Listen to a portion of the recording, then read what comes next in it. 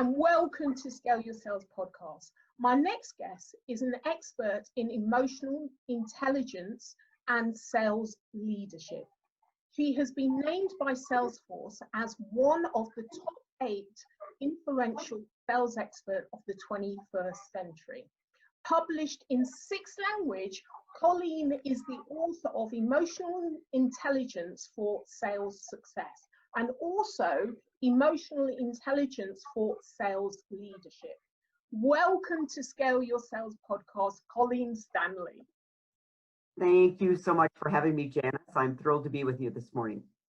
Well, it's great to have you. I'm going to launch straight into, I have just finished your book, and I think it's absolutely fascinating. And I've also felt in my sales career that if I'm not in the right emotional state, it's really difficult for me to sell. And so I really got when you were talking about emotional intelligence for sales, and change your emotion changes your story. I really love that phrase. So tell me how you made the link between emotional intelligence and sales. Well, it started about 10 years ago, Janice, where I was fortunate to have a colleague bring me this idea of you need to incorporate emotional intelligence into your sales and leadership training. And I thought she was crazy. I didn't even know what emotional intelligence was. The more I started studying it, I had my mini MINI epiphany where I went, this is the missing link, because I'm very steeped, like many of my colleagues, in consultative sales training and speaking. However, I would see salespeople execute these beautiful role plays in a workshop or a coaching session, and then they get in front of that more difficult prospect, demanding prospect, and I would see all those good skills just take a right turn and exit. And as I've often said, emotion started running the meeting rather than good selling and influence skills. So it's not that we don't advocate, because we do teach a lot of the hard skills. The soft skills help you execute the hard selling behaviors consistently and effectively. I think it's interesting now with many millennials coming into sales, how the way that we've been brought up in our soft skills and the language skills that we have. I would imagine that this is even more important to actually practice how to use soft skills and how to manage your emotionals for the kind of younger generation coming up through sales. It absolutely is. And there's some interesting research, and interesting is probably not even the right word. There was a study done by the University of Michigan in 2010. And this is not to bash the 20-something-year-olds and the young professionals, but it did show clearly that empathy, which is a major influence skill, has decreased as much as 40% in the younger generation. And part of that has been directly linked to the onset of technology. So you've got everybody that's looking down all the time at their smartphones, and empathy is a paying attention skill, which means you got to look up, around, and be perfectly present. So I find that, this study was around 20-year-olds. I can tell you, I'm seeing 50, 40-year-olds. Nobody's paying attention. Yeah. We're supposed to be in these meetings where I'm going to read and relate to you, Janice, but I can't pay attention long enough because I've never paid attention for more than 5 minutes without checking some type of electronics. So it is something I'm talking to a lot of my sales leaders about. You need to model the behavior of focus, paying attention, and being present, because that's how you read and relate to people. Yeah, yeah. Now I find salespeople, like you've said in the book, they actually know how to sell. And I find that it's all the other things. It's mindset, culture, the incentive scheme, leadership that really holds them back. So I completely get when you say that it's not about skills, it's about managing your emotions. So can you explain more about using neuroscience to build mutually beneficial relationships? Yes, and that is a great question, because really any training we start with the neuroscience of emotional intelligence. And so one of the things we found is that people don't really understand how they can leverage this very powerful thing sitting on our shoulders, the brain. And so the term is called neuroplasticity. Comes from Hebb's law, cells that fire together, wire together. So if you desire to change thoughts, negative emotion, negative responses, you absolutely can do it. And part of that is through visualization, carving out quiet time, and what you think, say, do, and repeat can become a new, more positive neural pathway, which is often referred to as hardwiring. So if you're someone that let's say, for example, Janice, typical, what makes your company different? I get 100 calls from people like you, and I'm just having some fun here today. Well, if you don't rehearse that statement coming from a prospect and rehearse that statement verbally and mentally, you don't have the new neural pathway that when you hear that statement, that becomes your automatic response. So mastery is absolutely within your control, but it takes repetition. It takes carving out the quiet time to figure out what situations trigger me to cause me to respond in a manner I regret. I meditate every morning, and I find that the days I miss it, the day just doesn't flow quite so well, really. And so it's really slowing down to speed up.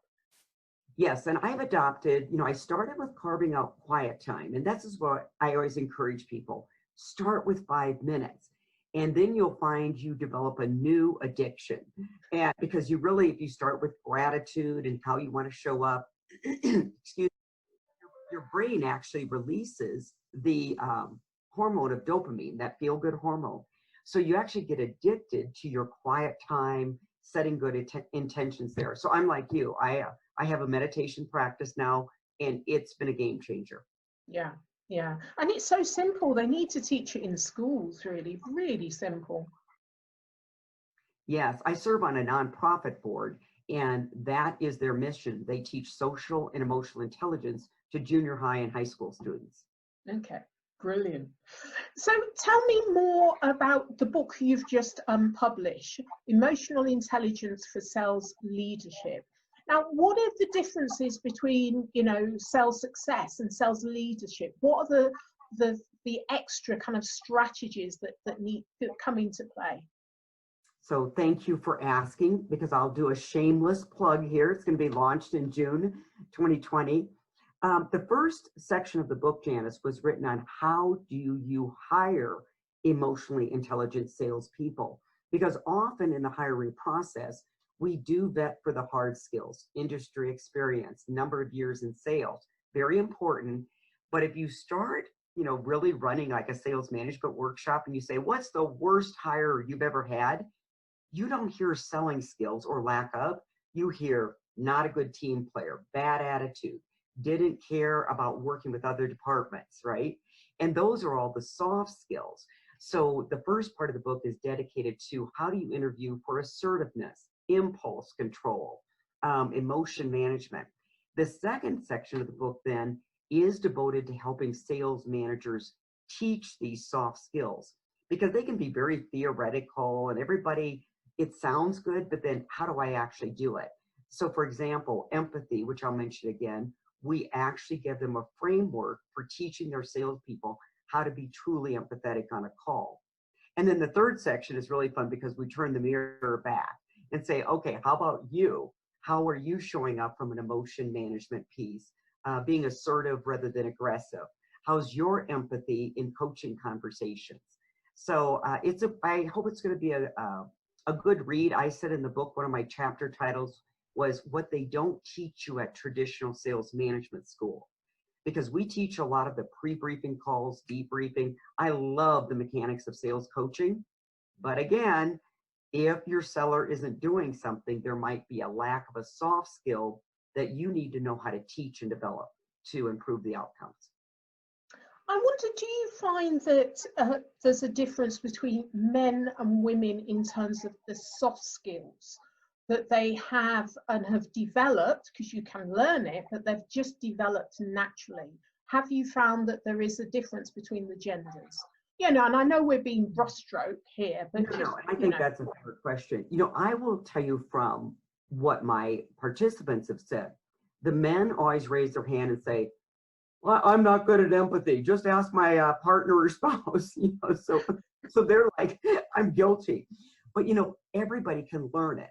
I would also say maybe just from observation, women might have to work on the assertiveness more, because I think their self-limiting belief is that if you're assertive, you're going to be labeled something. And the fact is, if you're going to be assertive in a meeting, and let's say a gentleman's assertive, a woman is assertive, the old adage is, well, this means a man is strong and a woman is something else. Actually, I've been in meetings where men get called, hey, quit being a jerk, and something worse, by the way. The guys just don't care. Sometimes I think for women, you have to get comfortable speaking up. The guys are actually speaking up. They've been told they're, hey, quit being a jerk, and maybe they are, and maybe they aren't. Somebody is saying to you, hey, Colleen, I think you're coming on a little strong. Be comfortable with it. Now, you have to test yourself where you're being aggressive or snarky, passive aggressive. But I do think that one for women, they've got to get comfortable being assertive. And being assertive means you might get a response. You've got to get comfortable with that response. So that's the differences I've seen there. And then the guys just need to start tuning in a little bit more. Listening a little bit more. Learn from one another.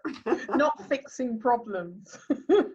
Oh, and you know what? I think both genders, when it comes to sales, they both turn into these big fixers. And what I talk about in the book is that, when you get promoted into sales leadership or any position, you have these great problem solving skills, right?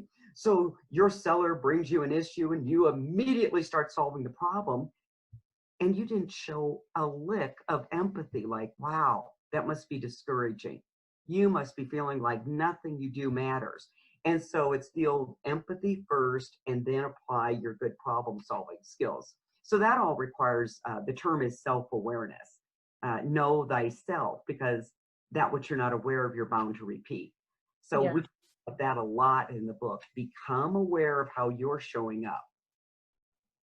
It's interesting because I use DISC profile as well, and sometimes when I'm writing emails, you can probably guess which one I am, is I launch straight into it, and then I read the email, you do the grammar check, and then it's like, okay, I better put the nice bit in the top. How are you?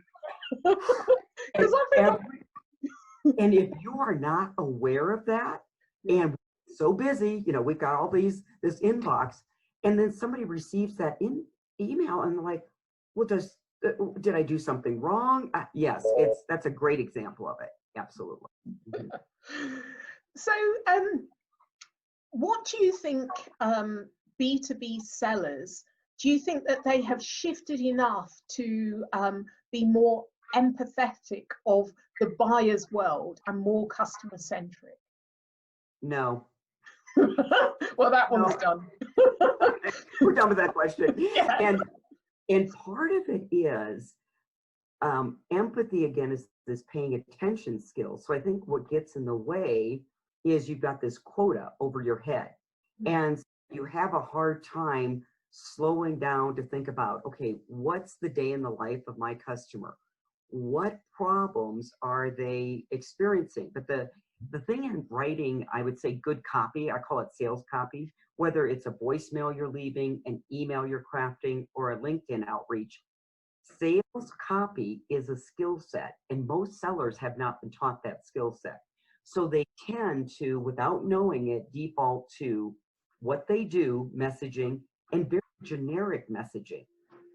What has changed is your buyer absolutely expects you to demonstrate my business.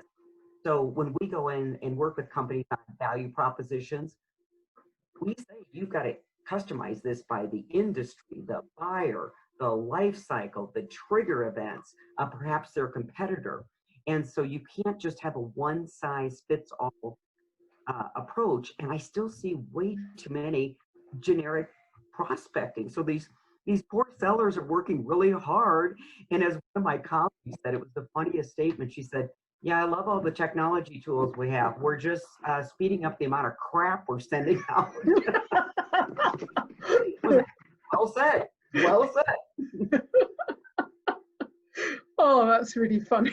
Yeah, I give her credit. Thank you, Rubbish Sally. in, rubbish out. Yeah, so tell me more about the one size. This is something I read. One size fits all prospecting. That is the generic prospecting. So I have one value proposition, and let's say I sell into 4 different verticals. Well, if I haven't customized that, and maybe it's just nuancing the language a little bit, then the person, if they get the voicemail, they read the email, they look at it and immediately go, you don't get me. That's empathy. See, when you write good sales copy, the buyer listens to the message or reads it and say, this person gets me. And that is the first thing in building rapport and trust. And so that's that would be some of the IQ, learning how to write good sales copy. The EQ is slowing down and thinking. And thinking is getting to be a lost art. I know Henry Ford talked about it years ago, so we've all been complaining about it. Sound like my father, don't I? But I think in our environment, what we've got to be aware of is we have to work harder on focusing than you really did 25 years ago. Because, 25 years ago when I got started in sales, you didn't have technology following you home, right? You got some natural reprieve, which is what the brain needs. So if you're not very intentional about managing your environment, your brain really gets overloaded, it gets tired, and it's simply not that creative. And the more stressed you get, the less empathetic you get. So there's some of the physiology of sales that we talk about a lot that really plays into being a successful seller. That's really, really interesting. So tell me, what's one practical strategy that you would offer and listeners to enable them to kind of get more in touch with the buyer's world, to enable buyers to buy from you? Well, one thing I would take a look at is when they write copy, okay, or if they say copy, ask themselves the question, am I talking about a problem that my service can solve, or am I talking about what I do? But the second thing is they could sit down with their very good customers and say, hey, listen, I'd love to have a mini focus group. What's the number one reason you purchased from us? What problems did we solve? What goals did we help you achieve? Because not achieving goals is simply pain in disguise, right? Mm-hmm. So we work with a lot of fast growth companies. Well, why would they hire us for sales training?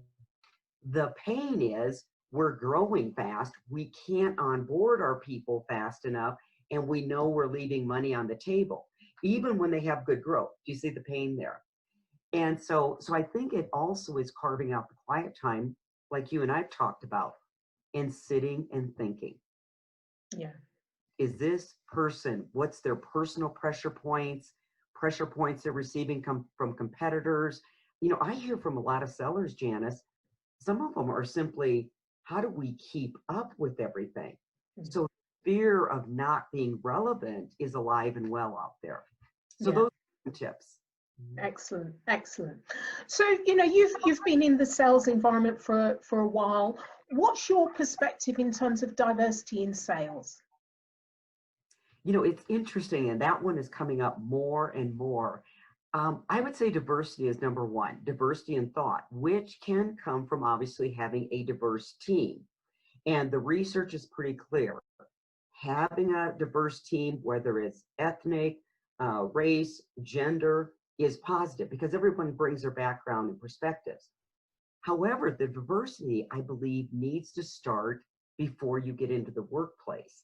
So I believe we need to be reaching out to universities, and many of them have good sales programs, but a lot of people don't even know sales is a great profession, right? I think there needs to be something maybe at the PTA meetings that they're encouraging everyone to become a doctor, lawyer, or an accountant, right? And I'll just name some of the but so what can we do before we leave it up to the corporate environment? So that's fine, but it's almost a lagging indicator. Yeah. So I know that here in Denver, University of Denver, Metro State University, they both have sales minors. So I'm going to start teaching a course in the fall because I want these students to know, hey, this is something you should seriously consider as a profession. So I think the diversity is that the typical things we hear, but then how do we really create that in the corporate environment? And I think it's got to start 2 steps back. I think that's a really interesting perspective, actually, kind of going down the supply chain. You know, we tend to think about that in companies, but actually going much further back. Yeah. We really need to, because I know my parents, and God bless them, they never did know what I did for a living. I mean, so, and I remember my dad, I grew up in a farm in Iowa, and so he farmed for until he was like 84 years old. And I remember my very first article I ever got published in the Denver Business Journal, and I was so excited.